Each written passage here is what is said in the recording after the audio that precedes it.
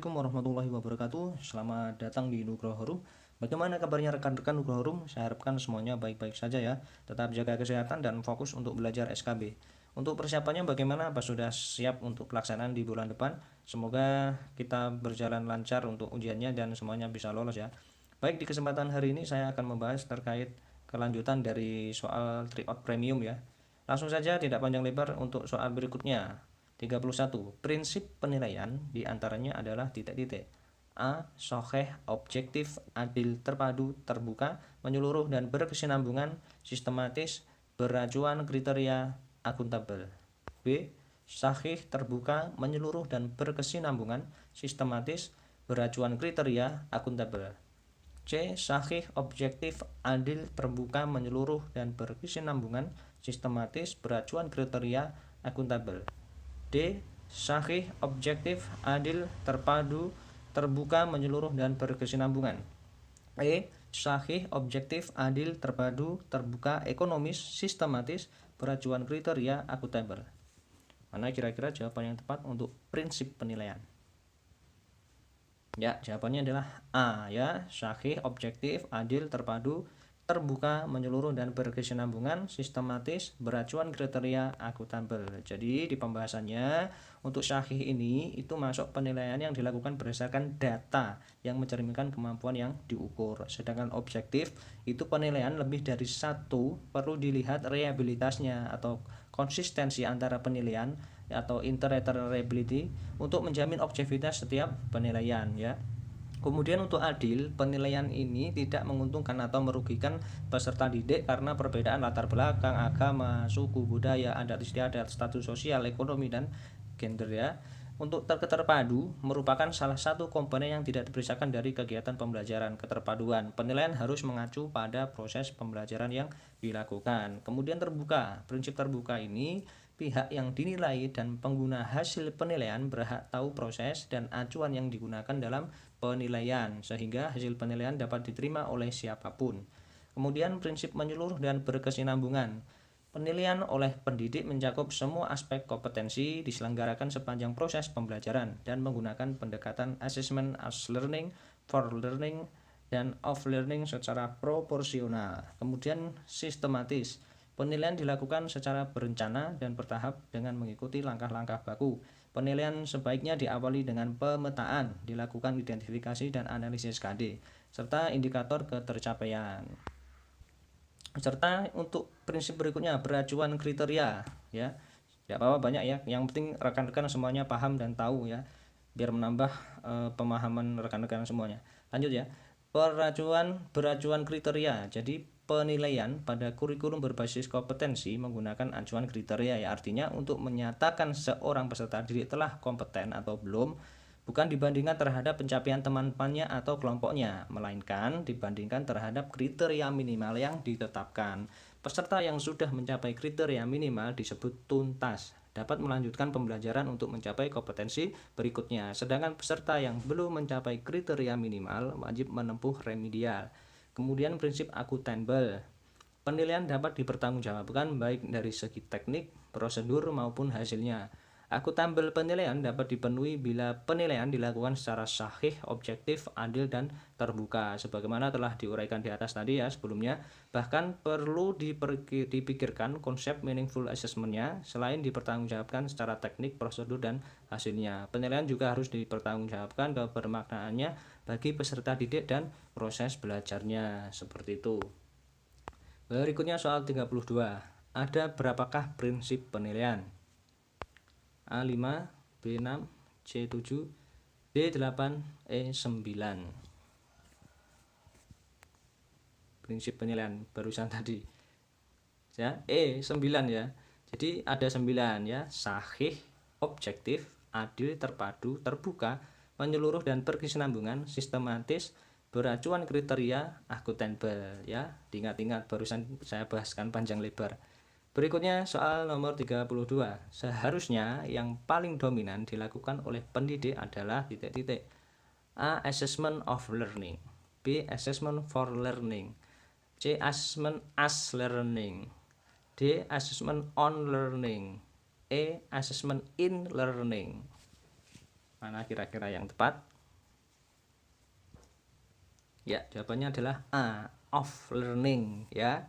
Jadi penilaian pencapaian hasil belajar seharusnya lebih mengutamakan penilaian untuk pembelajaran atau for learning ya.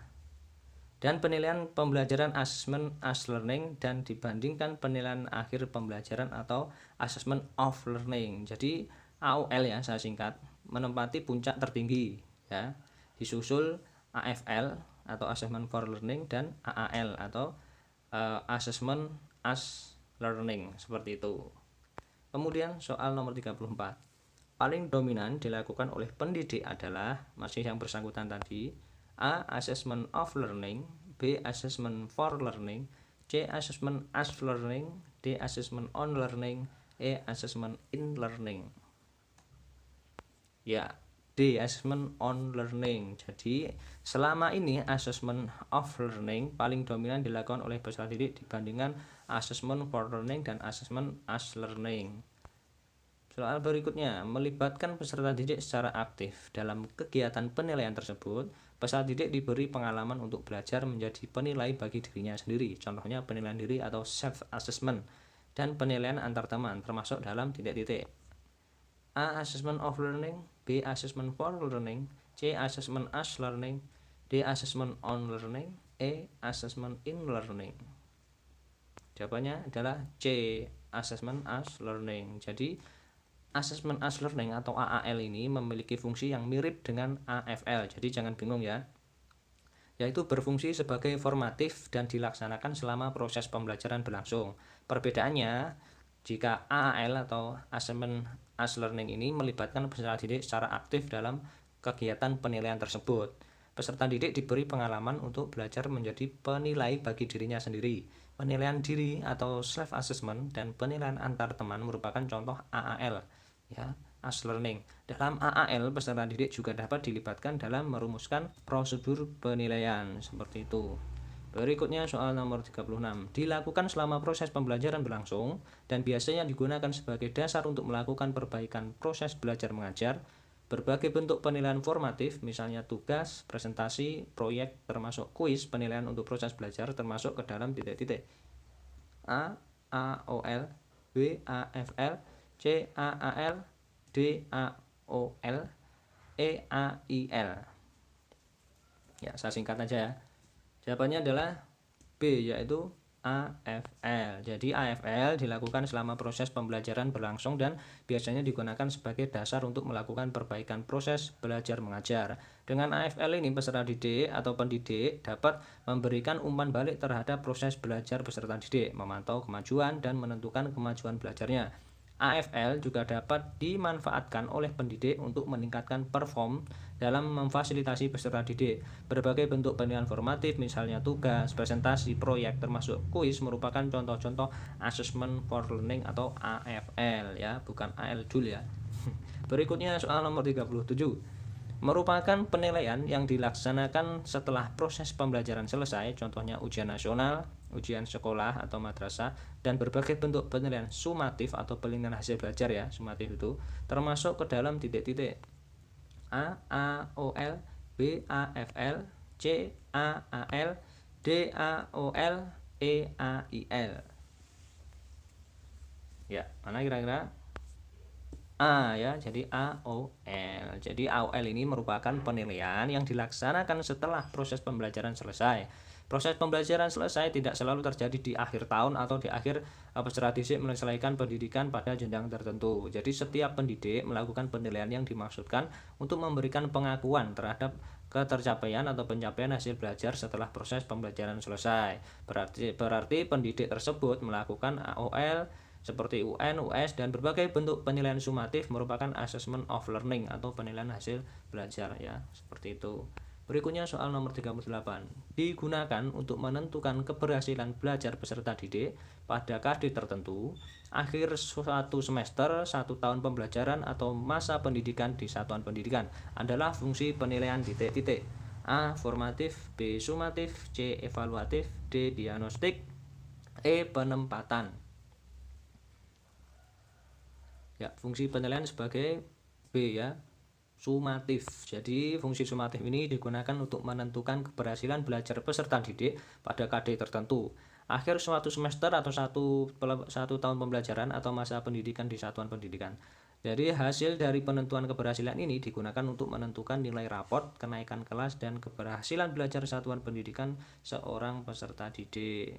Berikutnya nomor 39. Untuk memberikan pembelajaran remedial dan pemberian RPP serta proses pembelajaran yang dikembangkan guru untuk pertemuan berikutnya adalah fungsi penilaian titik-titik. A. Formatif, B. Sumatif, C. Evaluatif, D. Diagnostik, E. Penempatan.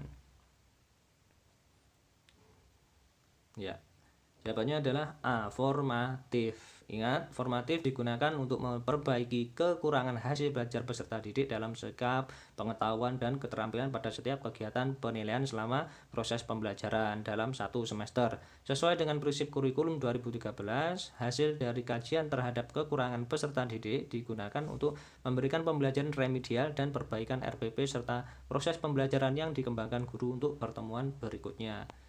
Berikutnya soal nomor 40. Kegiatan proses mengambil keputusan berdasarkan hasil-hasil penilaian adalah kegiatan titik-titik.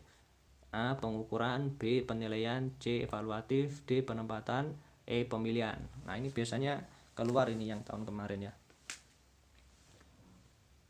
Ya, jawabannya adalah C, yaitu evaluatif. Evaluatif adalah proses pengambilan keputusan berdasarkan hasil-hasil penelitian. Jadi setelah penilaian atau dilakukan ya penilaiannya, setelah itu dilakukan berdasarkan hasilnya evaluasi seperti itu. Berikutnya nomor 41. Kegiatan yaitu mengumpulkan informasi, bukti melalui pengukuran, menafsir, mendeskripsikan, dan menginterpretasi bukti-bukti hasil pengukuran adalah kegiatan titik-titik. A. Pengukuran, B. Penilaian, C. Evaluatif, D. Penempatan, E. Pemilihan. Nah, kira-kira jawabannya?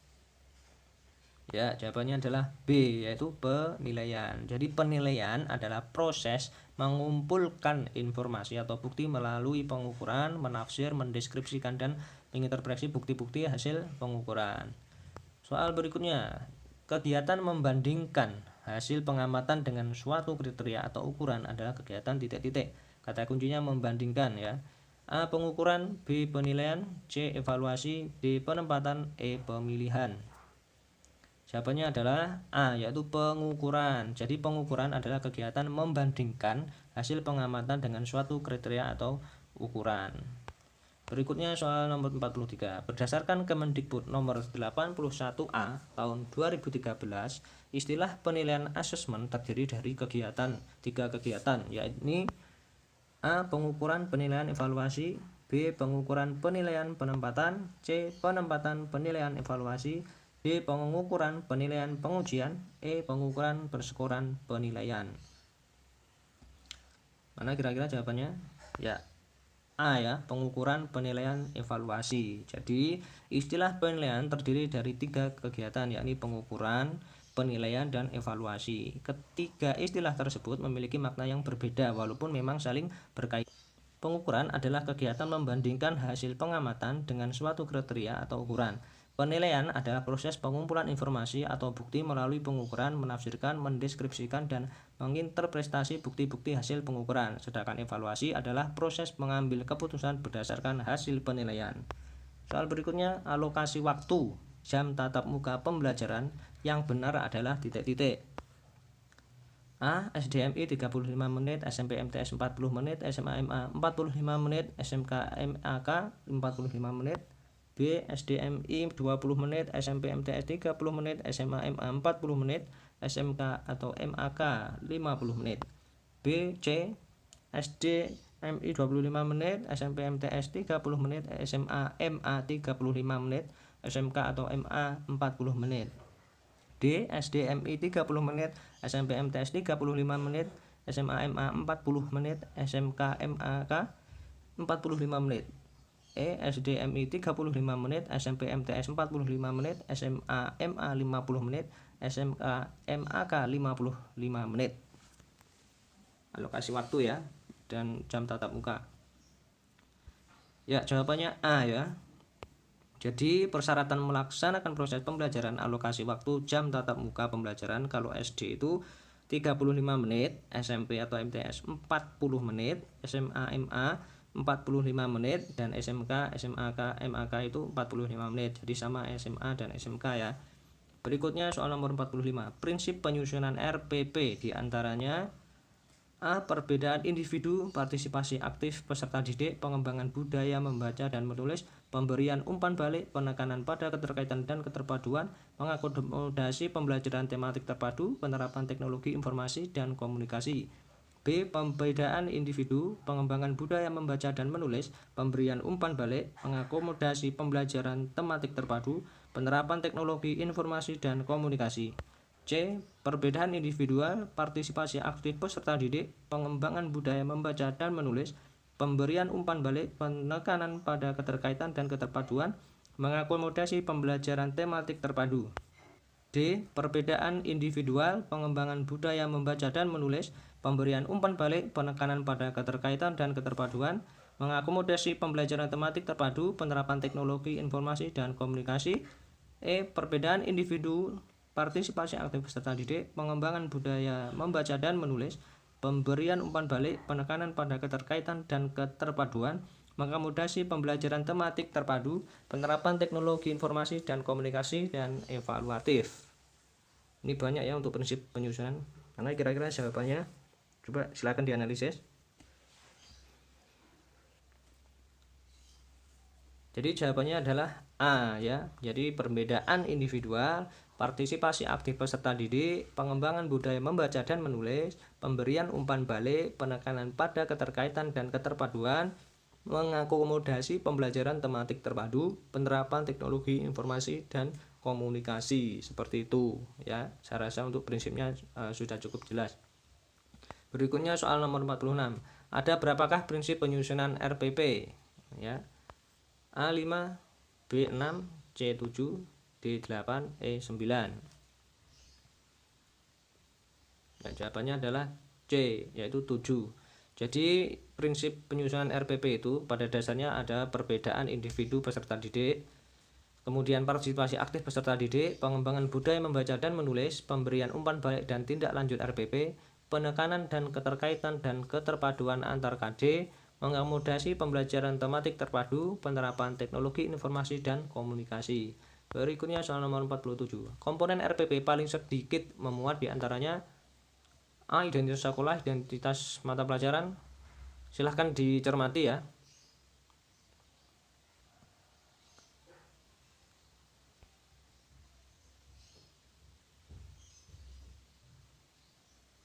Oke. Identitas sekolah B ya, identitas sekolah, identitas mata pelajaran. Komponen RPP paling sedikit memuat diantaranya A. Identitas sekolah, identitas mata pelajaran, kelas atau semester, materi pokok, alokasi waktu, tujuan pembelajaran, KD dan IPK, materi pembelajaran, metode pembelajaran, media pembelajaran, sumber belajar, langkah-langkah pembelajaran, penilaian.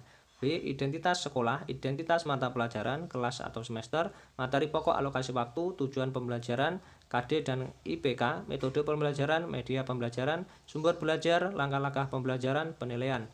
C. Identitas sekolah, identitas mata pelajaran, kelas atau semester, materi pokok, alokasi waktu, tujuan pembelajaran, KD dan IPK, materi pembelajaran, media pembelajaran, sumber belajar, langkah-langkah pembelajaran, penilaian.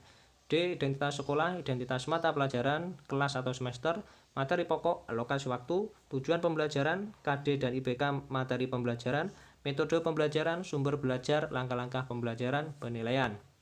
E. Identitas mata pelajaran, kelas atau semester, materi pokok, alokasi waktu, tujuan pembelajaran, KD dan IPK, materi pembelajaran, metode pembelajaran, media pembelajaran, langkah-langkah pembelajaran, penilaian.